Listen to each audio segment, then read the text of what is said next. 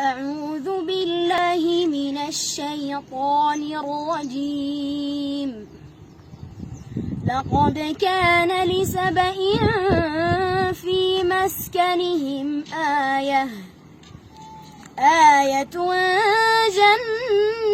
جنتان عن يمين وشمال كلوا من رزق ربكم واشكروا له بلدة طيبة ورب غفور.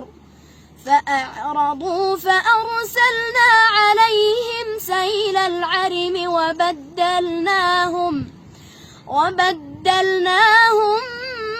بجنتيهم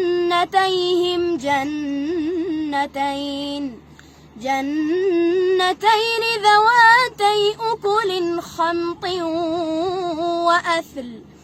وأثل وشيء من سدر قليل.